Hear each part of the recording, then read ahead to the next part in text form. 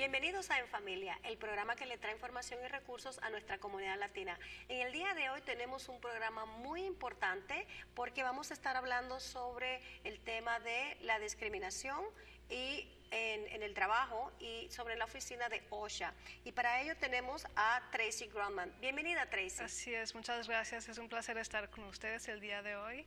Y como dijo, soy investigadora dentro del departamento de OSHA, que es parte del Departamento de Labor e Industria en Minnesota. Y como sabemos ya, podemos hablar más adelante, vamos a cubrir muchísimos temas Claro. Y muchísimas preguntas, así que vamos a tratar de cubrir lo más que podamos. Por ejemplo, ¿puedes compartirnos qué es lo que significa OSHA? Porque esas letras son en inglés. Sí, es conocido por sus siglas en inglés, pero en español significa la Administración de Seguridad y Salud Ocupacional. Ajá. Y cuéntanos un poco sobre la historia de OSHA. ¿Qué hace? ¿Por qué fue creado? ¿Cuándo y cómo se formó? Bueno, fue creado después del 1970, después de que pasó la Ley Federal de Seguridad y Salud Ocupacional. Y después de eso, Minnesota ha tenido su propio programa de OSHA desde el 1973. Oh, wow, y hace fue un buen todo, rato. sí, y fue sobre todo para que el empleado sea protegido en el trabajo. Ujú. O sea que en cierta manera es como para prevenir. Exacto, así es. Ok, entonces háblanos un poco cómo son los diferentes aspectos que ustedes cubren en esa oficina, porque cuando estuvimos hablando antes de la entrevista, Ajá. hablamos un poco sobre el aspecto de la prevención y la investigación. ¿Nos hablas un poco más sobre esto? Sí, como dijo, hay dos áreas dentro de la OSHA. Una se enfoca en prevención y otra es, la otra parte se enfoca en ejercer sus facultades de hacer inspecciones una vez que se recibe una queja de un empleado. Ujú. Entonces, en el área, por ejemplo, de prevención, danos, por ejemplo, un ejemplo de lo que cubre esa área. En prevención, un empleador tiene derecho a contactarnos con mucha confianza. Vamos al lugar de trabajo y hacemos inspección informal para decirle al empleador cuáles riesgos se ven, y así el empleador tiene chance de corregir los riesgos sin tener ninguna multa, y así se previenen accidentes o problemas de salud a sus empleados. Bueno, ese aspecto me gusta muchísimo porque dicen la prevención y es algo voluntario que el empleador los contacta a ustedes para prevenir estas situaciones con los trabajadores. Entonces, Sí, es completamente gratis también. y gratis también, me parece interesante porque el empleador no se siente cohibido o como preocupado de que va a ser multado o nada de eso porque los está contactando ustedes. Se trata de proteger al empleador, ¿no? Sí, así es. Protegemos al empleador, pero al mismo tiempo al empleado. Al empleador y al empleado Sí. es precisamente, o sea, el objetivo principal es proteger Sí. al empleado. Así es, no tenemos nuestra meta no es dar multas, estamos ahí para ayudar. Correcto, eso es muy interesante saber. Ahora, ¿cuáles son los derechos que el empleado tiene debajo de OSHA? Debajo de eso son varios derechos que tiene el empleado. El primero podría ser recibir entrenamiento o capacitación en su idioma para que entiendan cuáles son sus derechos o cómo protegerse en el trabajo para que entiendan bien. Tener acceso siempre a equipo personal de seguridad, que podría ser casca, también ¿Dice los cascos que usan en la cabeza? Ok. También arnesas si trabajan en construcción, o arnés, perdón, y también tener guantes, botas, mascarillas para que no estén expuestos a químicos. Otro derecho muy importante es que pueden reportar cualquier problema a su empleador sin tener algún miedo de que los vayan a correr. Ok, o sea que sin represalias. Así. Eso es importantísimo que nuestra comunidad entienda y no tiene nada que ver el estado migratorio, ¿cierto? Es cierto, nosotros protegemos a todos los empleados del estado de Minnesota, sin importar su calidad migratoria. Porque hay muchas veces que el empleado puede que tenga un poco de miedo si puede, por lo menos su estado legal no es el que debería ser, entonces no quieren reportar eso porque tienen miedo, ¿no? Sí, y por lo mismo estamos aquí hoy para hablar con la comunidad y que tengan mucha confianza y que nos contacten con cualquier duda. Bueno, ¿Cuál es el teléfono donde pueden llamar? Y va a aparecer en las pantallas el teléfono. ¿Cuál es el teléfono donde debe llamar alguien que esté interesado, ya sea un empleador o un empleado que quiera contactarlos a ustedes? Nos pueden contactar al 651-284-5050 y somos dos que hablamos español. Si por algo no estamos disponibles, se toma un recado y nosotros regresamos la llamada. Perfecto, y eso es muy importante saberlo porque el objetivo del programa es ofrecerle educación, las herramientas, información a la comunidad, pero que ellos también puedan tener acceso a esos recursos, ¿no? Sí, claro. Exactamente. Bueno, Tracy, vamos a hablar entonces ahora, ¿qué debe hacer un empleado que se siente que sus derechos o condiciones laborales no son las óptimas o que no son seguras o no son saludables? ¿Qué debe hacer en ese caso y cómo les debe contactar y cuándo? Sí, bueno, si sienten que hay algún riesgo en el trabajo, inmediatamente lo deben de reportar al empleador para que tenga chance el empleador de corregir el problema. También mientras de que corrigen el problema, pueden pedir hacer otro tipo de trabajo. Igual nos deben de llamar para reportar una queja. Ok, entonces en ese caso, la primera cosa que se debe hacer es comunicarle al supervisor. Sí. Para que sepa, bueno, esto es lo que está pasando y que él tenga, o que ella tenga el chance, ¿no? Ajá. Esté al tanto y tenga la oportunidad de corregir esas condiciones, Sí. ¿no? Pero igual si creen que se tarda mucho tiempo o si hay un riesgo inminente, deben de llamarnos. O sea, aquí eso es precisamente de lo que ustedes protegen al empleado, de que si ellos les llaman, comunican al supervisor, les comunican a ustedes, puede ser al mismo tiempo, puede ser un poco después, o dependiendo, como dices tú, de qué tan urgente sea la situación. Exacto, y por eso también es importante saber que recibimos muchas llamadas, hacemos inspecciones, pero también hay prioridades. Si hay algún peligro inminente, pues vamos y hacemos la inspección luego. Igual si hay una muerte o si hay empleados hospitalizados, esos tipos de casos llevan prioridad. Oh, excelente que expliques eso. Entonces, ¿cuánto se puede demorar más o menos desde el momento en que un empleado les contacte y cuál es el proceso y cuánto se demora de ahí a que se le pueda atender su caso? Ya explicaste de que ustedes tienen que hacer prioridades, ¿no? Ajá, sí, porque son muchos casos. Puede ser dentro del mismo día, si es algo muy peligroso, o podría ser hasta una semana si es algo que... pero es bastante pronto. Sí. Ok, sí. Y una vez ustedes toman una queja de esta, ¿cuál es el proceso que ustedes siguen? ¿Qué pasa? Normalmente un investigador va al sitio y va a entrevistar empleados, el empleador va a revisar las máquinas o cualquier otra herramienta en el trabajo. Para asegurarse que todo esté bien. Exactamente. ¿Y qué pasa cuando llegan ustedes ahí, hacen la investigación?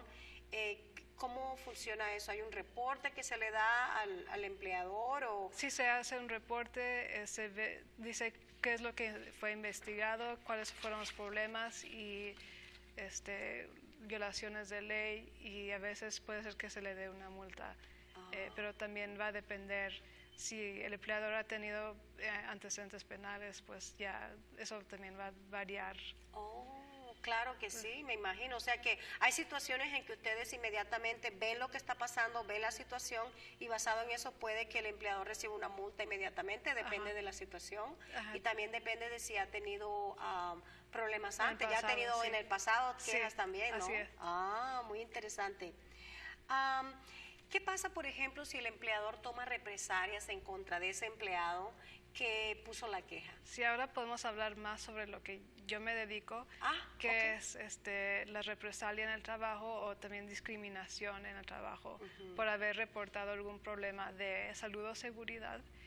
Y pues uno se puede preguntar qué es represalia. Puede decir uno que sea despedido del trabajo, que le quiten beneficios o que le bajen las horas de trabajo, y si le hacen cualquiera de esas cosas, pueden llamarnos y hacer una queja de discriminación.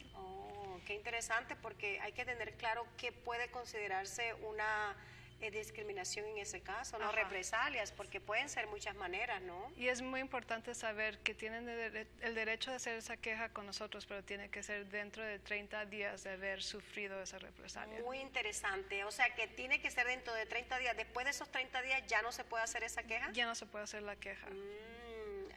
Es muy interesante saber eso. Danos otra vez el teléfono donde ellos pueden llamar y va a aparecer en la pantalla. Sí, claro, es el 651-284-5050. Perfecto, y ahí es donde pueden llamar y les van a atender y les van a transferir a ustedes. Y hay 2 investigadores que hablan, que son bilingües, Sí. En inglés y español. Y uno de ellos eres tú. Sí, así Qué es. bueno. Ok, ¿cuáles son las represalias más frecuentes que tú has visto que los trabajadores pueden tomar en contra de sus empleados? Muchas veces el empleado es despedido o a veces los acosan para que se sientan forzados a salirse del trabajo. También a veces les bajan el sueldo, pero eso es común. Algunas veces me imagino que en el trabajo que tú tienes y dependiendo de los casos, tú has visto que hay algunas poblaciones o personas que son más vulnerables a estos casos de discriminación o de represalias en contra de ellos. Sí, hay ciertas industrias donde hay más riesgos que otros, claro, como la construcción, como dije antes, Claro. es muy común. También agricultura, manufactura. Creo que esas 3 industrias llevan más riesgos. Igual, por lo mismo, son industrias en las cuales están mucha gente de nuestra comunidad. De nuestra comunidad, o sea, latinos, ¿no? Sí, latinos. O sea que en cuanto a la otro aspecto de mi pregunta, de las personas o comunidades que son más vulnerables a ser discriminados o a tener represalias en contra de ellos, ¿las comunidades minoritarias son algunos de ellos? Claro, porque pues a veces hay barreras por falta de comunicación. Uno se puede comunicar bien con el empleador. A veces tal vez el empleador se aprovecha por lo mismo. O igual el empleador quiere a lo mejor comunicarse con el empleado, pero no puede. Claro. Entonces hay que tener en cuenta, lo principal para nuestra comunidad es saber, uno, que todo trabajador tiene el derecho de presentar una queja y de no ser discriminado o de no tener represalias en contra de ellos por haber puesto la queja. Esos son sus derechos y hay que tenerlo en cuenta y no tiene nada que ver con el estado legal de la persona. Es muy interesante tener eso en cuenta. Uno jamás pregunta eso cuando recibimos llamadas de la comunidad. Muy bueno saber eso también. Ahora, ¿puedes saber también decirnos un poco y expandir un poquito sobre lo que ustedes hacen en el área de la prevención? En cuanto a educación y todos los demás. Ya veo que tienen folletos, flyers, Sí. Me imagino que eso es parte de educar a la comunidad. Claro, en internet tenemos nuestro sitio web que tiene muchas informaciones, los flyers en español también. También nos pueden llamar directamente, ahí no tienen que llamar para reportar queja, también pueden hacer preguntas. También yo voy a la comunidad y doy presentaciones, entonces hacemos un buen esfuerzo para comunicarnos con todos y también para que estén educados. Perfecto, y eso es importantísimo porque a veces, no, como digo, no solamente tener el servicio y los recursos, pero poder tener acceso a ellos, Sí. que ellos sepan de que están ahí para ellos, para beneficiarlos. Bueno, Tracy, vamos a tomar un poquito una pausa y vamos a hablar sobre ti un poquito. Cuéntanos un poco sobre ti, sobre tus experiencias, como se dice en inglés, background, y por qué te gusta esta clase de trabajo. Sí, bueno, soy abogada y tengo bastante tiempo trabajando con la comunidad latina, antes en inmigración, ahora llevo 2 años, un poco más, con el Departamento de Labor e Industria. Antes trabajaba en el área donde enforzaban leyes del sueldo mínimo, el overtime, derechos de la mujer embarazada en el trabajo, y ahora llevo alrededor de 7 meses con la OSHA. ¿Y qué específicamente te atrae de trabajar específicamente en esta área? Es un área interesante, se aprende de varias industrias, tengo la oportunidad de conocer a mucha gente, muchos empleados, y lo que me gusta es, después de que me encuentre con ellos, que sintiéndose con más confianza en el trabajo y que sepan de sus derechos. De sus derechos Sí. y que se sientan más seguros, ¿no? Sí. De que hay una oficina que les está protegiendo y apoyando. Sí, sí. Eso está muy interesante. Ahora, en cuanto al área de las investigaciones, ustedes, por ejemplo, ¿cuántos casos más o menos pueden tomar o todo depende de, hay casos más difíciles o más, me imagino, más complicados de resolver Sí. que otros? Es algo que la gente también debe entender, que a lo mejor uno cree que su problema sí es algo muy serio, pero también somos pocos en la agencia. Claro. Y un caso puede tomarse varios meses en resolverse, entonces hay que llevar un poco de paciencia. Una vez que recibimos el caso, se le pide más información de la persona, del empleado, que por ejemplo, que nos den documentos que compruebe que fueron discriminados. También se entrevista a la persona. Tenemos varias comunicaciones con ellos y la misma información se le pide al empleador. Otra cosa que es muy importante de saber es que uno como investigador es neutro, entonces yo, por ejemplo, no estoy para representar al empleado.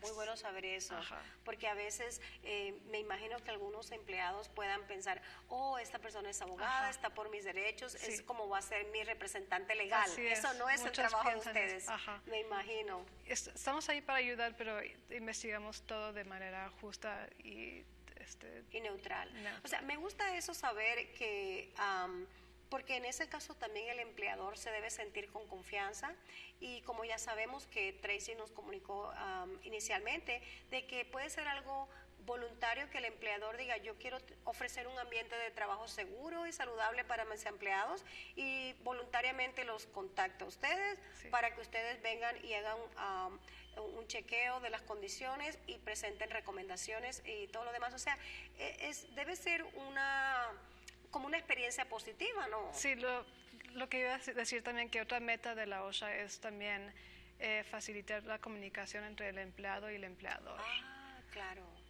Entonces, por ejemplo, si hay condiciones de cierta manera o han habido, como comentaste anteriormente, que faltas de comunicación, que puede presentarse, ustedes les ayudan a que haya como una comunicación. Un sistema de Mejor sistema de comunicación que, por ejemplo, podrían crear un comité de seguridad para que el empleado pueda fácilmente reportar quejas de sus compañeros al empleador. O, por ejemplo, que tengan una manera de grabar problemas que ven y luego así dárselo al empleador. O tener reuniones regulares también. Lo ideal sería de que fuera como algo muy amigable, ¿no? Sí, es lo que queremos. Exacto, que los empleados y el empleador tengan el mismo objetivo, Ajá. de que entre más seguro y más saludables son las condiciones para ambos se benefician, ¿no? Sí, y que claro. todos trabajen en ese... Como un equipo. Un equipo, como un equipo con un objetivo común, Sí, ¿cierto? sí. Y ustedes facilitan ese proceso, me parece muy, muy buena labor que están haciendo ustedes ahí, Gracias. ¿no? Qué bueno. Entonces, háblanos un poco en general, entonces, ahora sobre OSHA o cualquier otra pregunta que no te he hecho o área que no he cubierto en esta entrevista. Bueno, dentro del Departamento de Labor e Industria brindamos muchos servicios, entonces no nada más es la OSHA, también hay una parte que se dedica a enforzar leyes del sueldo mínimo, que hace poco cambió, también el overtime. Ajá. Entonces hacemos mucho trabajo que ayuda a la comunidad, entonces por lo mismo deben de sentirse bien y con mucha confianza que nos llamen si tienen cualquier pregunta sobre cuestiones laborales. Muy bueno. Ahora, ¿ustedes trabajan con algunas otras organizaciones a nivel federal también relacionado con esto? Porque ustedes están a nivel estatal. Sí. ¿Y cuál es la relación con las leyes o las oficinas federales? A veces el Departamento de Labor Federal nos puede referir casos de discriminación porque ellos no tienen, a veces no lo pueden tomar y no los mandan a nosotros. Okay. También en ocasión hay compañeros del Departamento de Labor en Minneapolis que a veces nos mandan casos. Entonces, estamos siempre en mucha comunicación, sobre todo los que hablamos español, nos referimos casos. Me imagino porque que ustedes son pocos y estarán ocupados siempre, ¿no? Sí.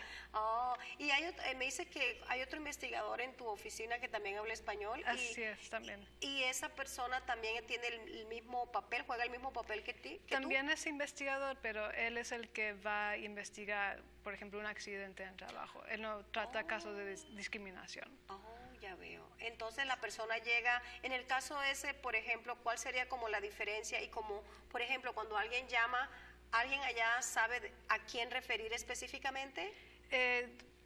Pues el número que di fue el número general. Okay. Y ahí el investigador que le toca contestar teléfono sabe con quién mandar la persona. Me imagino que eso sería. Entonces, en el caso tuyo, por ejemplo, danos, por ejemplo, un caso de que tú recibes la llamada y como llévanos un poquito sobre ese caso, de que recibiste la llamada hasta que se resolvió, para que ilustremos eso. Ajá. Bueno, si es caso de represalia, se le toma toda la información, digo, nombre completo, dirección, número de teléfono, cuál fue su empleador, qué es lo que pasó, por qué cree que fue discriminado, qué tipo de trabajo hacía. Ya después se le pide más documentación. Por ejemplo, si el empleado tiene pruebas que pueden ser correos electrónicos o notas que tomó sobre diferentes incidentes, que también es muy importante hacer, siempre estar documentando claro, lo que sucede en el trabajo.